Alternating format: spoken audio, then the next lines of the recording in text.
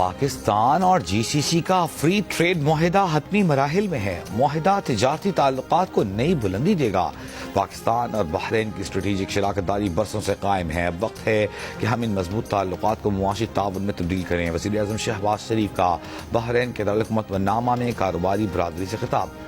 بحرینی سرمایہ کاروں کو پاکستان آنے کی دعوت۔ کہا پاکستان معاشی اصلاحات اور نجی شعبے کی قیادت میں ترقی کے نئے دور میں داخل ہو رہا ہے۔ پاکستان کے پاس افرادی قوت، وسائل، ابھرتی منڈی اور اسٹریٹجک محل وقوع ہے۔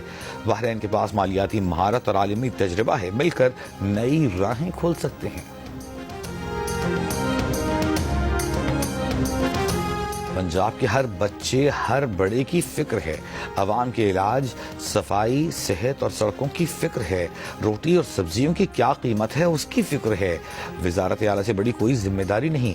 مریم نواز کا خصوصی طلباء کے لیے کھانے کی فراہمی کی افتتاحی تقریب سے خطاب۔ وزیر اعلیٰ پنجاب نے کہا میل پروگرام کی وجہ سے اسکولوں میں اسپیشل بچوں کی انرولمنٹ بڑھی۔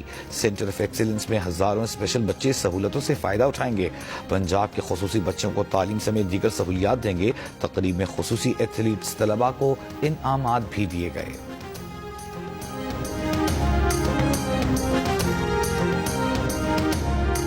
خیبر پختونخوا سہیل آفریدی کا کہنا ہے کہ فاٹا انضمام کے بعد این ایف سی میں ہمارا حصہ 19% بنتا ہے۔ 7 سال سے 350 ارب روپے سالانہ ہمیں حصہ نہیں مل رہا۔ 5300 ارب روپے کی کرپشن کر کے اس سے باہر جزیرے خریدے گئے۔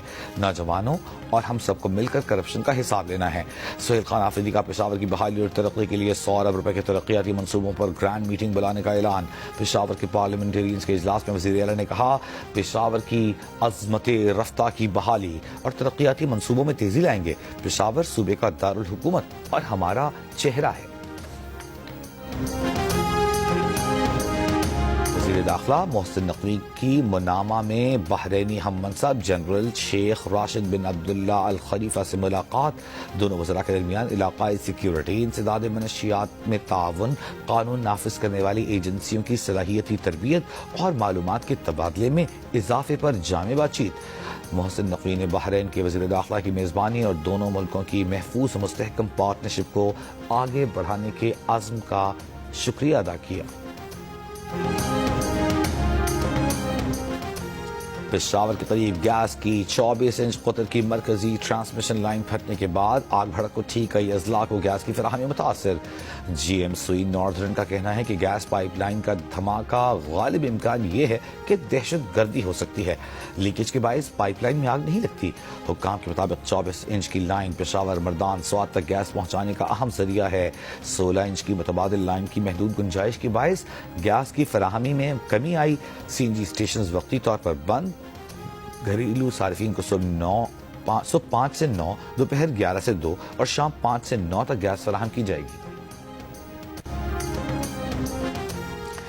پاک فوج کا قبائلی علاقوں میں خوارج کے چھوڑے گئے بارودی مواد اور سرنگوں کو تلف کرنے کا عمل جاری۔ اب تک 82 مربع کلومیٹر علاقے کو مکمل طور پر کلیئر کیا جا چکا۔ سیکیورٹی ذرائع کے مطابق وار آن ٹیرر کے دوران خیبر پختونخوا میں خوارج نے بڑے پیمانے پر سیکیورٹی فورسز کی نقل و حرکت روکنے کے لیے بارودی سرنگیں بچھائی تھیں، جس دوران پاک فوج کے 5 جوان شہید جبکہ 115 معذور ہوئے۔ سیکیورٹی ذرائع کے مطابق ان کارروائیوں کا مقصد عام عوام خصوصاً بچوں اور نوجوانوں کو نادانستہ حادثات سے بچانا ہے۔ اسلام آباد ہائی کورٹ نے لاہور اور بہاولپور سے کمسن بچیوں اور والدہ کے مبینہ اغوا پر ڈی آئی جی انویسٹیگیشن کو طلب کر لیا۔ جسٹس محسن اختر کیانی نے پولیس اور تحقیقاتی اداروں کی کارکردگی پر شدید برہمی کا اظہار کیا۔ کہا اگر کسی کو بغیر سرچ وارنٹ اٹھایا گیا تو یہ اغوا سمجھا جائے گا۔ پولیس کارروائی نہیں کر رہی، ایف آئی اے بھی تفتیش نہیں کرنا چاہتی، جبکہ معاملہ بیک وقت آئینی عدالت، سپریم کورٹ، پولیس، ایف آئی اے اور مجسٹریٹ کے پاس زیر التوا ہے۔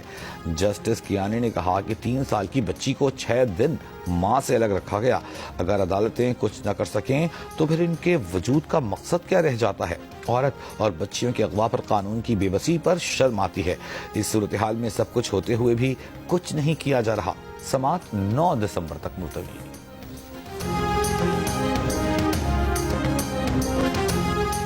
الیکشن کمیشن نے ضمنی انتخابات میں کامیاب امیدواروں کا نوٹیفیکیشن کر دیا۔ قومی اسمبلی کے 5 حلقوں میں کامیاب امیدواروں میں بابر نواز خان، دانیال احمد، محمد نعمان، محمد طفیل اور محمود قادر شامل۔ الیکشن کمیشن نے ضابطہ اخلاق کی خلاف ورزی پر N96 فیصل آباد کا نوٹیفیکیشن روک رکھا ہے۔ اس نشست پر طلال چودھری کے بھائی بلال بدر کامیاب ہوئے ہیں۔ پنجاب اسمبلی کے 7 حلقوں میں میاں سلطان علی، علی حیدر نور، علی تبسم، محمد طاہر پرویز، محمد حنیف، احمد شہریار، میاں علمدار عباس قریشی کی کامیابی کے نوٹیفیکیشنز جاری۔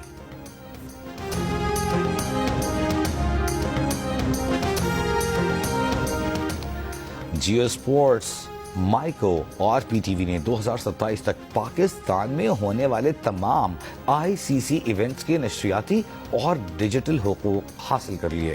نئے معاہدے کے تحت جیو سپر اور مائیکو نے شراکت کے ساتھ نشریاتی ٹیلی ویژن کے حقوق حاصل کیے ہیں، جبکہ مائیکو نے ڈیجیٹل حقوق حاصل کیے ہیں۔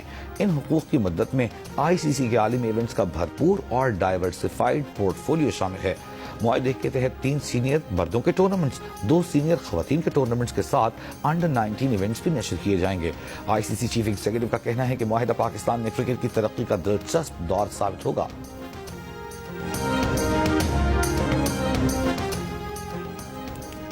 واشنگٹن میں وائٹ ہاؤس کے قریب فائرنگ سے نیشنل گارڈز کے 2 اہلکار زخمی، حالت تشویشناک۔ فائرنگ کرنے والے مشتبہ شخص کو حراست میں لے لیا گیا۔ امریکی حکام کے مطابق مشتبہ شخص کی شناخت 29 برس کے افغان شہری رحمان اللہ لکنوال کے نام سے ہوئی۔ امریکی صدر نے واقعے کو دہشت گردی قرار دے دیا۔ واشنگٹن میں مزید 500 گارڈز کی تعیناتی کا اعلان۔ ٹرمپ نے کہا ملزم رحمان اللہ 2021 میں امریکہ آیا۔ بائیڈن دور میں افغانستان سے امریکہ داخل ہونے والے ہر غیر ملکی کی دوبارہ جانچ پڑتال شروع کر دی جائے۔ افغان شہریوں کی امیگریشن کی تمام درخواستوں پر عمل درآمد غیر معینہ مدت تک روک دیا گیا۔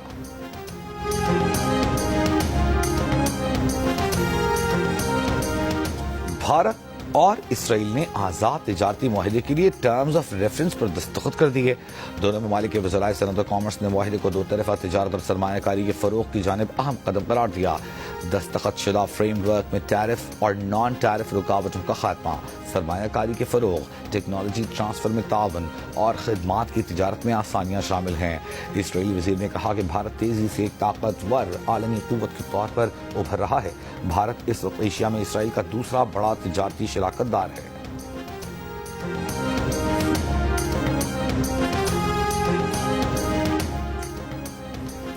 اور پاکستان، سری لنکا اور زمبابوے کے درمیان ہونے والی T20 ٹرائی سیریز میں آج پاکستان اور سری لنکا آمنے سامنے ہوں گے۔ سری لنکا میچ جیتا تو فائنل میں جگہ بنا لے گا، ہار کی صورت میں فائنل پاکستان اور زمبابوے کے درمیان کھیلا جائے گا۔ فائنل ہفتے کو ہوگا۔